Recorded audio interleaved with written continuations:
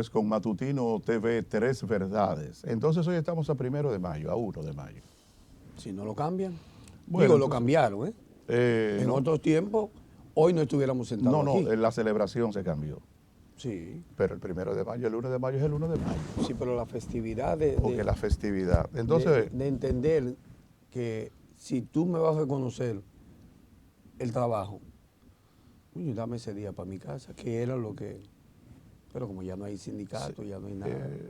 no, y además ellos... Tigres viven bien ahora. Bueno, pues entonces hay que decirle a la gente que es el 1 de mayo.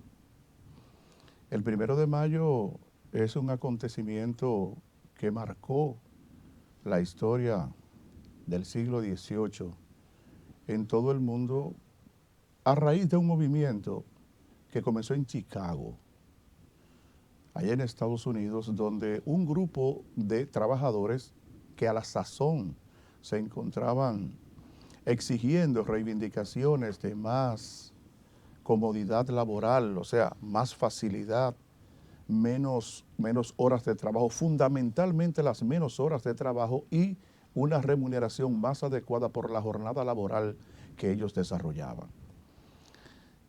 En Chicago, en el 1880, precisamente todos los Estados Unidos y algunos países europeos se encontraban haciendo lo posible a los trabajadores de tener una jornada de menos horas.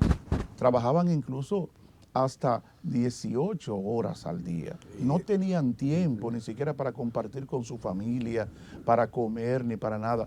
Muchas veces hasta para recibir asistencia médica, eso estaba sujeto a una escritura de que tú tienes que solicitar con tiempo. Pero estaba hablando de una semana, porque era que incluso no se podía dar muchos permisos a muchos trabajadores al mismo tiempo. Todavía es así. Entonces, en Chicago, en el año 1880, en la Plaza Haymarket, mientras había una manifestación de trabajadores, allí murieron 4 personas de manos de la policía porque a lo interno del movimiento hubo una bomba que se detonó. Al detonarse la bomba, los policías entendieron que había una reacción de armas de los manifestantes hacia ellos y entonces vino el tiroteo. Ahí murieron 4 personas. Esas 4 personas se consideran mártires de la lucha sindical y laboral de todo el mundo, porque con esa actividad de ese día, que precisamente fue un 1 de mayo del año 1880, cuando comenzó y se dio este proceso, se desarrolló esta acción en esa plaza. A partir de ahí, de ese movimiento, en el año 1889, la Unión Socialista de Trabajadores decidió de que el 1 de mayo fuese el día de la celebración del Día del Trabajo. En Estados Unidos, en Chicago, precisamente, centro del capitalismo, fue que sucedió el evento. Sin embargo, en Estados Unidos, el día del Labor Day se celebra el primer lunes del mes de septiembre de cada año. No así el 1 de mayo, cuando yo te diría, bueno, pero a lo mejor debió ser en Estados Unidos que también se celebra el 1 de mayo, que fue el escenario que detonó realmente este movimiento. Y a partir de ahí, el 1 de mayo se celebra en muchos países, aunque no en la fecha prevista, en España, no es el en Europa, muchos países, no es el 1 de mayo, sino que al igual que Estados Unidos tienen otros días, pero en todo Latinoamérica, Centroamérica y el Caribe, el 1 de mayo es el Día del Trabajador. A partir de ahí se comenzaron a desarrollar una serie de movimientos y organizaciones sindicales en todo el mundo que realmente lo que procuran es que las conquistas laborales por todo aquel que forma parte de la población económicamente activa de una nación, en donde fue a partir de ahí que se logró esas 8 horas que ustedes conocen hoy, esas 8 horas de labor diaria se obtuvo a partir de ahí. El hecho de muchas prerrogativas que le competen al trabajador, ahí tuvieron su iniciativa. Ahí comenzaron a germinarse. Entonces, los trabajadores pedían 8 horas laborales que les permitiera también dormir cierto tiempo, compartir con su familia y desarrollar incluso otras actividades como eran los estudios. Esas jornadas nocturnas de estudio también tuvieron su epicentro en ese movimiento, donde todo aquel que desarrollaba la jornada laboral de 8 horas, también entonces tenía una parte de la tarde y noche para estudiar, para compartir con su familia. Y más aún cuando la clase trabajadora entendió que tenía que formarse y los empleadores entendieron que tenían que tener una mano de obra más adecuada para la implementación de los diferentes cambios estructurales que hacían dentro de las fábricas de trabajo, que tenían que necesariamente tener una mano de obra más calificada y cualificada. Es amplio lo que hay que decir con relación al 1 de mayo internacional. Se celebran hoy muchas actividades de trabajadores en todo el mundo como una forma de mantener viva aquel acontecimiento de Play Market en Chicago, cuando realmente un grupo de mujeres, porque hay que decir también el papel que jugaron las mujeres, sí, entonces en ese movimiento. Que estaban al frente. Oigan bien. Era al frente que estaban ellas. Fue las mujeres que comenzaron ese movimiento. Ya saben ustedes, porque al fin y al cabo la mano de obra fundamental de esa empresa era femenina. Sí, era una fábrica. Era una fábrica de telar y eso. Y entonces las mujeres eran la principal mano de obra que existían y ellas salieron con ese movimiento. ¿Por qué? Porque ellas no tenían tiempo, parían, pero no tenían tiempo para dedicarle a sus hijos y a su familia. Entonces ellas estaban reclamando eso. Porque como se entendió que el hombre siempre tiene que estar en las calles, la mujer es la jefa del hogar y la que controla, que dirige y además tiene papeles especiales. Y por eso entonces ese movimiento surgió a partir de una gran protesta de mujeres que tenían que ver con esa fábrica.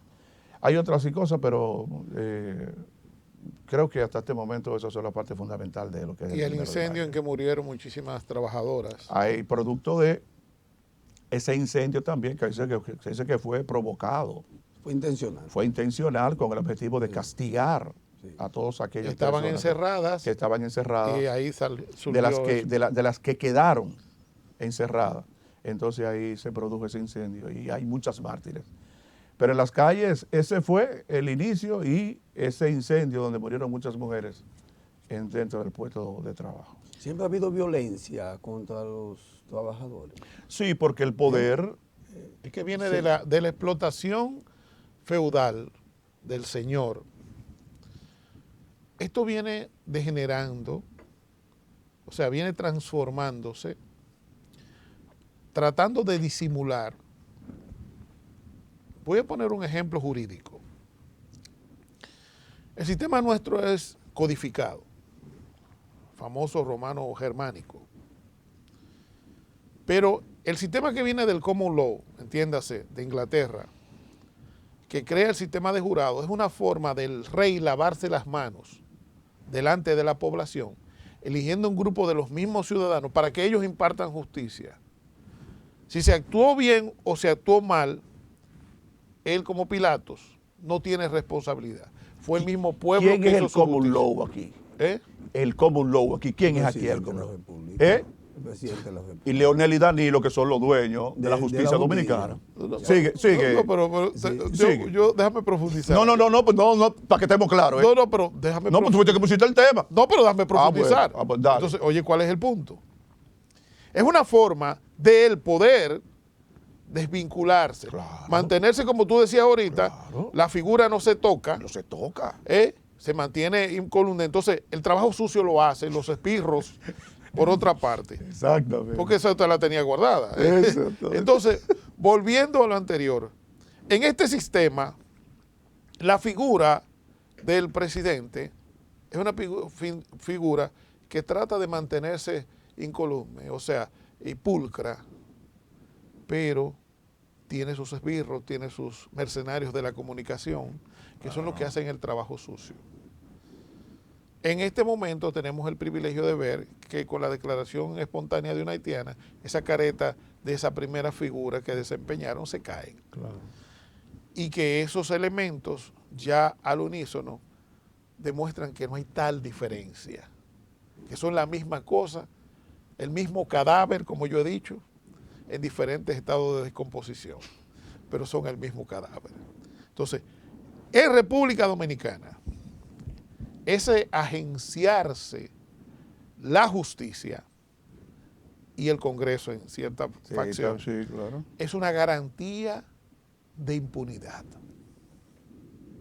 Repito, así como el gacetazo del año 78, en la que Balaguer, en base a movimientos, ¿verdad?, maniobras no santas, se agencia el Congreso con el propósito de garantizarse impunidad. Sobre todo el Senado, Sí, precisamente. que era el que ponía Que manejaba a los jueces también. jueces también. Pero eso no le valió por la actitud del presidente Antonio Guzmán.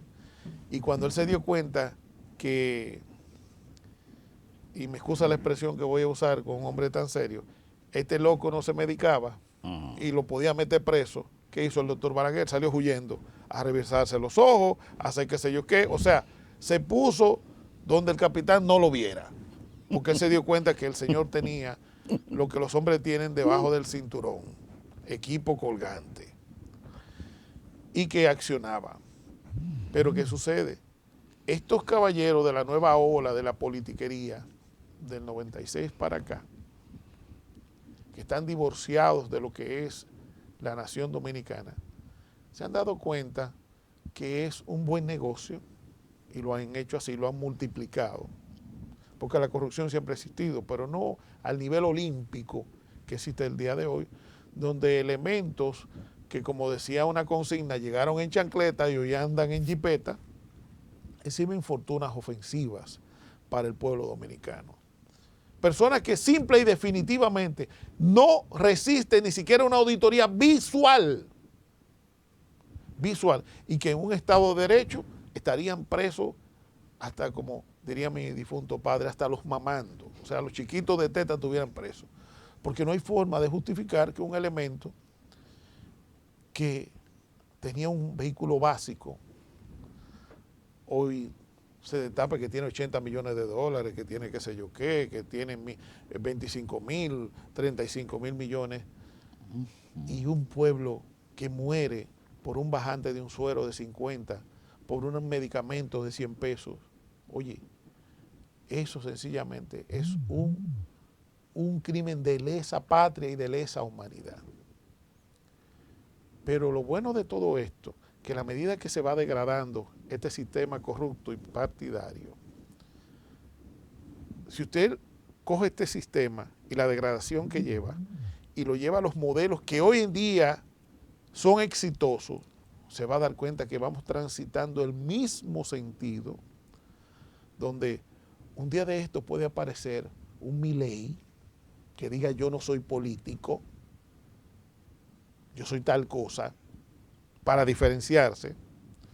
O puede aparecer un López Obrador o un Bukele, una persona que sea diferente en la actitud, porque cuando se pudre y colapsa el sistema partidario, entonces vienen esos extrapartidos, esos elementos de la misma sociedad. Exacto. Que vienen a darle un giro en el sentido de los intereses del pueblo. Exactamente, eso es. Entonces vamos por ahí, como dice Henchi, y ojalá que no sea así, que en vez de amanecer un día en que nadie tengamos nada, esperamos mejor que aparezca un elemento de esto que le llaman en principio loco, como le dicen a Trump, pero que están haciendo magia en la transformación de su país.